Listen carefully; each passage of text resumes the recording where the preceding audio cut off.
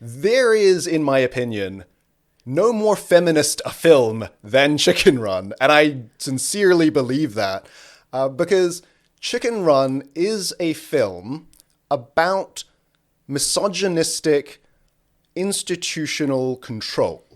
There's been interesting child developmental studies about how children see difference. And the first difference that children identify is gender. So if you say, what's the difference between these two people, whether it's race, age,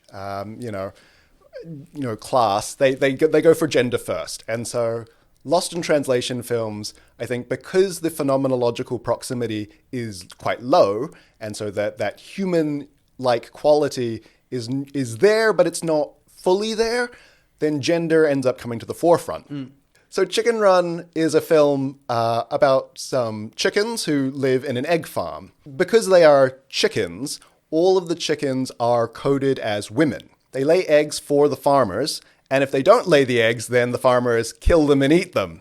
I shouldn't sound so happy about that. The chickens have to lay eggs, which is symbolic of feminine gender capital, right? The idea that these chickens, they must be performing their gender identity to the standard of the institution that houses them, or else they are, for want of a better word, murdered by that institution.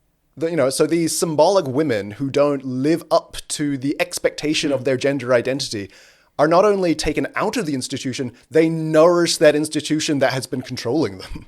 You're not saying that gender is binary. What you're saying is that these films produce a product, a creative medium that suggests to the world, particularly in children, that this is how we are placing these characters within a specific gender trope, and within this specific film, what the narrative says is that the role of women within this world is to serve a job, and if they don't serve that job, they're deemed worthless and literally killed for the pleasure of the humans. And it's really interesting in Chicken Run, you talk about this in your research, that the human characters actually kind of live in this space where Miss Tweedy is this really strong, assertive, clearly an antagonist, but she is the dominant character of the two, with the Mr. Tweedy, who's the kind of bumbling fool character. And when you think about how the chickens relate to the humans, they don't communicate in the way that other films that we'll explore. They cannot understand each other. But what the film is clearly stating for everyone that watches it is, within the world of this film, in this kind of concentration camp-esque situation, these feminine characters are forced to do one thing, and ultimately it's an escape story. The chickens are trying to escape from that world, which, when I first watched Chicken Run and they're going through the pie machine, it's really scary, and I can recognize the fear in that story, but I wasn't thinking about the feminist undertones of it. And when you go back and watch Chicken Run, having thought about these things from reading your PhD, it's like, whoa, this film is saying so much stuff that you may or may not absorb as a child, but it's there. One of my favorite party tricks is asking someone what their favorite children's film is and ruining it for them. Yeah. You touch on this interesting point about the Tweedies. So Mrs. Tweedy, is the very domineering, very vicious woman, whereas Mr. Tweedy is very soft. He's very submissive to his wife. And so the idea is that he is not being a very masculine man because he's submissive and he is not taking initiative. And she is not being, quote unquote, a very feminine woman by being, domineering and being very, very vicious.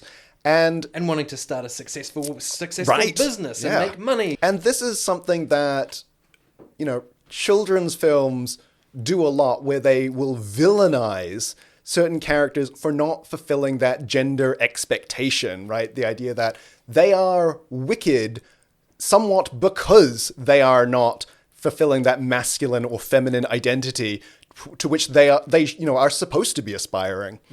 To the next genre, which you call First Contact.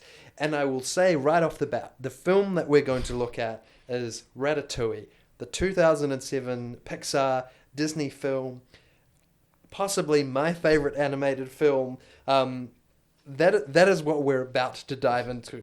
Thanks for watching this episode preview from Season 3 of PhD Unpacked. For full episodes, find us on Spotify, Apple Podcasts, and all other listening platforms.